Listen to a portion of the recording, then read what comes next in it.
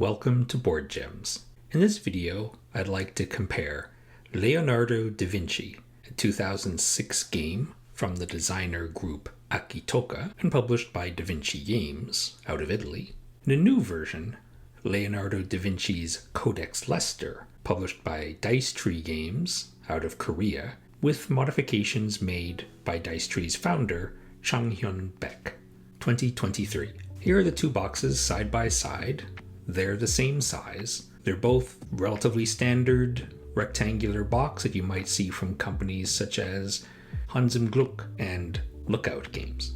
Of course, the Dicetree version has that faux book look that they put on three sides of the box.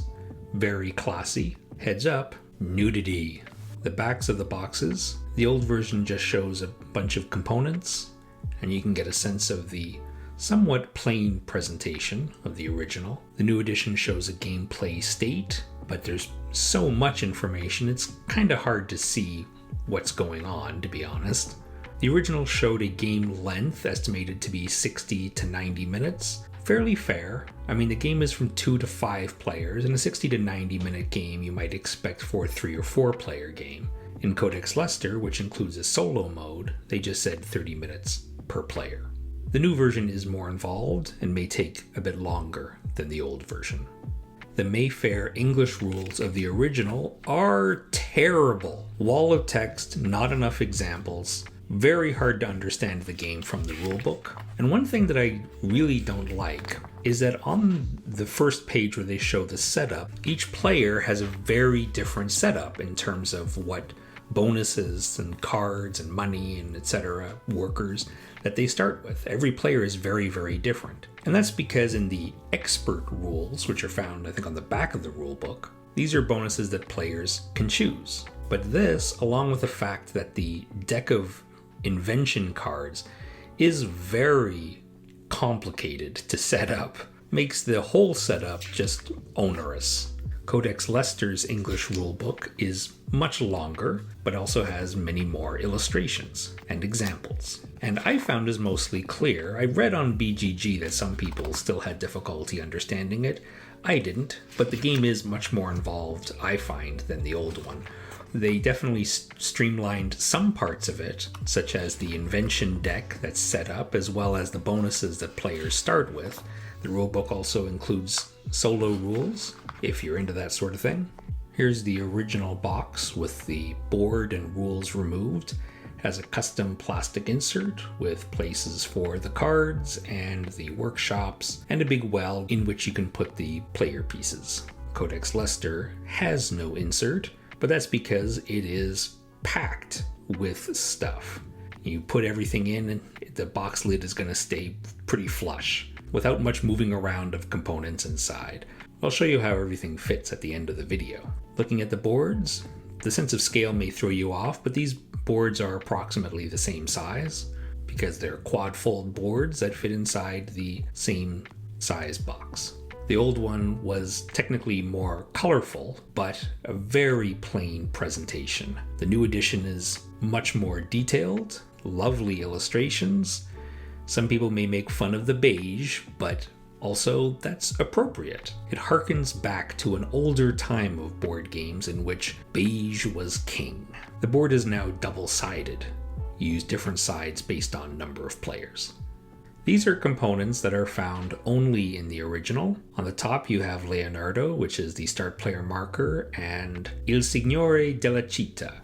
This is a useless piece. I think the idea is that you're supposed to move it around as you're evaluating the worker placement locations, but nobody does that, so it's just a completely superfluous piece. In the middle is a breakdown of the different inventions. It is useful to know what possible inventions may be coming up soon, as well as what they need. The arrows, these are a wonky thing, so players may be working on the same invention, and one player may finish an invention before another player, but that other player can continue to work on it. So the player takes an arrow and points it to the player to show it's their invention that they're working on.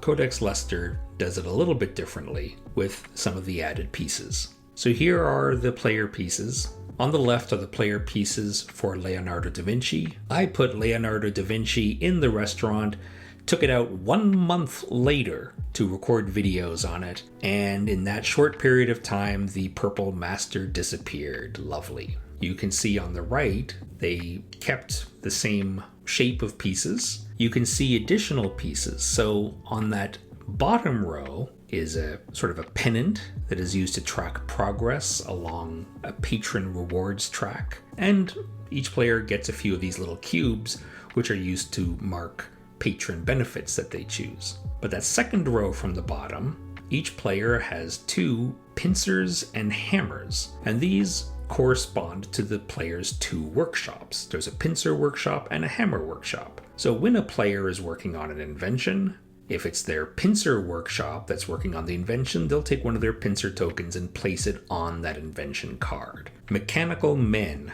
I appreciate that Dicetree has kept some of the styles of illustrations as the old one. So they kept the same shapes of masters and apprentices, and also the same illustrations, redrawn of course, of the mechanical men. Each player can have at most 3, so instead of just having a big pile of generic mechanical men, now each player has their own, which they can claim. And on the bottom you can see now mechanical men can be upgraded, another edition of Codex Leicester. So these are more or less the same inventions top and bottom for the 2 different games. They show all the same information, whereas the old edition uses white icons to show the different resources. I find the new edition, they're a bit clearer. Well, the most important thing to note, in the new edition, each invention now has a benefit. So the player who finishes an invention first gets this card and gets a benefit for the rest of the game, or immediately, depending on the benefit. In the original, the resources were cards. The original version had no player screens, so when you choose what invention a workshop is working on, you would take the cards needed for that invention, you'd slip it face down under the workshop. Previously, players' workshops could work on the same invention and the players wouldn't know that each other was working on it. Whereas now, players have to announce, my pincer workshop is working on this, my hammer workshop is working on that. So the resources would then go onto the workshop board. The resources are shaped, printed, quite nice. The glass is gloss, which I appreciate. Although the rope isn't rope. Money. In the old edition, they were cards. It was important that they would be cards because players would do blind bids. If 2 players finished an invention at the same time, they'd have to do a blind bid to determine who actually got the card. And so the player would also get these 0 bid cards in the player's colors, so they can do a fake out, right? It can look like they're bidding a 20, but reveal, and it's actually a 0. The new edition, no blind bidding. This money is lovely. They're basically mini poker chips. I love them. This is what I would want in a generic money set. Like, I think Dicetree should just make these and sell them. Players start with this top left workshop, which has 3 spaces for workers. They can upgrade it to the workshop that has 5 spaces for workers, one of which can take a mechanical man. And this matches the hammer workshop in the new edition, which has a built-in space for 3 workers, and you can add this far left extension, which adds 2 more spaces, one of which can take a mechanical man. The other workshop, which in the new edition is called the pincer workshop, you have to acquire. And when you first acquire it, it has 4 spaces. And then you can add 2 more spaces, upgrading the workshop, and those 2 extra spaces can be either for regular workers or mechanical men. Same thing for the pincer workshop in the new edition. You have the board, but it doesn't have any spaces. So when you first acquire the pincer workshop, usually you will add the 4 space extension first, and then later on add the 2 space that takes the mechanical men. In the new edition, you could actually get those in the reverse order, which is a slight difference. Hard to see in this photo, but the hammer and pincer spaces, as well as the number spaces for how many weeks a work is taking, are recessed, and they're hammer and pincer wooden pieces that slot in there. Now let's start looking at components that can only be found in the new edition. So those workshop extensions fit in this little black tray. These other red pieces also go in that same tray. These are patron benefits. And these are benefits that you get if you complete patron requests, which are these red spaces on the left. If you do any of these things, so for example, the bottom one is complete an invention that takes 15 work weeks, then you unlock a cube that sits on there, and then you put them on the red banner tiles in the middle there, which are on the board, to unlock that benefit for yourself. And you also move a pennant marker down this track, which will also give you some benefits. There are recessed spaces for workers, your apprentices, and your master. More stuff specific to Codex Leicester. On the top are player screens. On the inside shows setup, how a turn works, and endgame scoring. These left cards, they're multi-purpose cards.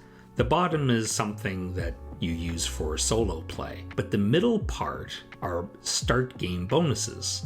So you shuffle up these cards, deal I think 4 to every player, and each player keeps 2, and these are the benefits that those players choose to start with at the start of the game. And in the top corner are symbols that you get for completing inventions. Because now, for example, the second player to complete an invention, while they don't get the original card, they still get the symbol and can just take it out of this deck. The middle spaces are council tiles. So the council had pre-printed spaces on the board that gave specific benefits, and they're always the same benefits every game, and in this game they change up. These tokens come into play in certain rounds. They change some of the spaces on the board. Those bottom pieces, they match up with some of the bonuses you get from invention cards, an extra workshop space and an extra apprentice, and this lovely bag to store the coins. They all barely fit in there, but they do fit in there. Dicetree includes 12 of these little plastic trays for storing components. Quite lovely. You can store them in the box this way and just take them out and take the covers off, so no scooping things back into bags later. Some of them, the lids don't stay on very well, but when the box lid is on, it pushes everything down and keeps them flush. So you'll have one component tray for each player color, you'll have one component tray for each of the 5 resources, and you'll have 2 extras. And this is what I use them for. Finally, let me show you how everything fits in the box. So on the bottom, you would have your board, and then your rule book, or vice versa. I think either is fine. Put the player screens on top there. Now for a first layer, you can put 6 of the 12 component trays. All the player personal boards and workshops all go up in a stack in one corner, and I put the cards in a little bag here. On top of the player boards, I can put that little tray that stores the workshop extensions and patron benefits, a second row of component trays, and the bag of coins. And now this is pretty full, but the box lid fits on it nicely. Thanks for watching. Older games like Leonardo da Vinci don't stop being good because newer games come out. Newer versions are, of course, welcome. Take care.